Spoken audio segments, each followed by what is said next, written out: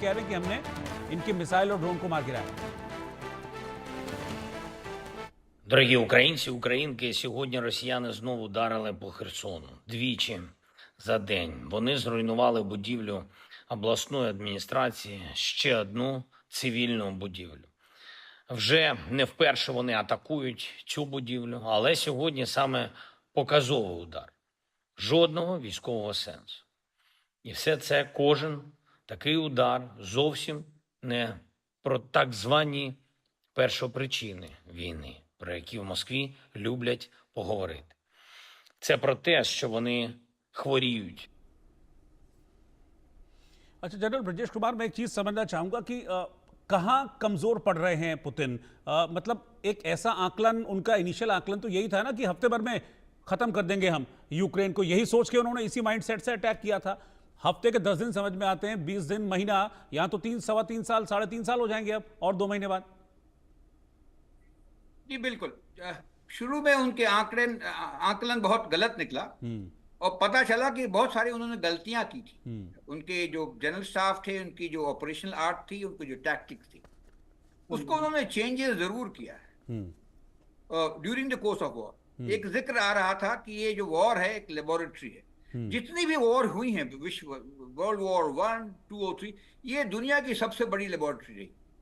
Science का विकास, technology का विकास और उसके से मिलिट्री डॉक्ट्रिन, स्ट्रेटजिक और थिंकिंग का विकास रहा है। तो ये तो मानना है। और ये जो लड़ाई चल रही है 3.5 साल से, स्वाभाविक है, बहुत सारे विकास हुए हैं। और ये हमको नजर आता है, एक कंपैरेटिवली अगर हम आर्म्स, एमुनिशन, एयरक्राफ्ट की तुलना करें, रशिया कहीं आगे था, आगे रहा है, आगे है कंपेयर टू यूक्रेन। लेकिन यूक्रेन ने मैनेज करना सीख लिया कैसे।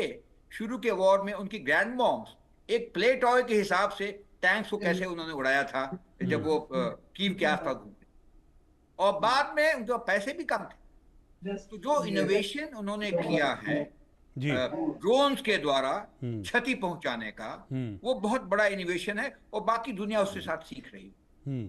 तो ये सब इनोवेशन, एक देश जो फंसा हुआ है, जो कमजोर लगता है, लेकिन जो उसके करिश्मेटिक लीडर, लोग पहले कह रहे कि वो एक जोकर थे, बट ऐसा वॉर में यूजर निकलता है जो छोटा देश है, हर एक मामले में वो लोगों को रैली करता है और 3.5 साल तक उनके साथ जूझता है। एक समय आया था जब पहली वार्तालाप हुई थी, ये 10 दिन पहले या 15 दिन पहले, तो लग रहा था कि रशिया ने करीब करीब पॉजिटिव कैपिटुलेशन कर देगा यूक्रेन का और संधि हो जाएगी।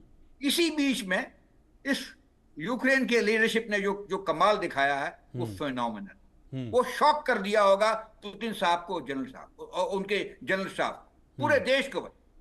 और ब्यूटी ये है कि वो उनके लोग की जो प्लानिंग थी उसको ना कोई भनक लगी और जो लोग थे वो भी वापस आए।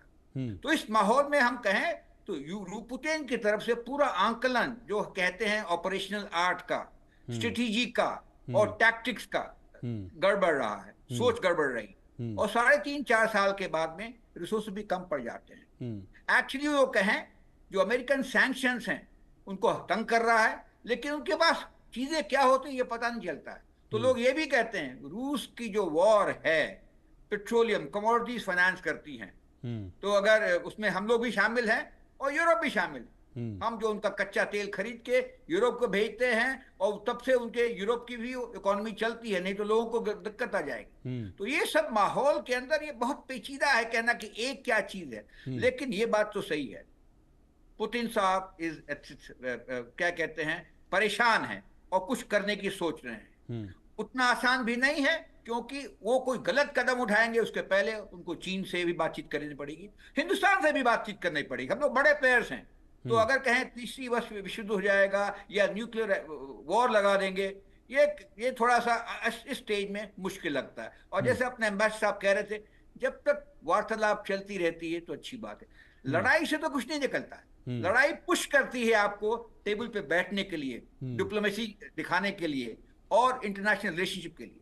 तो हम उस स्टेज में हैं कि हम मानते हैं कि ये दोनों देश अगर अमेचर बॉक्सिंग में जो 3rd राउंड में चलता है, थक गए हैं, इनके बंदे नहीं हैं इनके पास लड़ने के लिए। मार सकते हैं विस्फोट कर सकते हैं लेकिन बंदे नहीं है।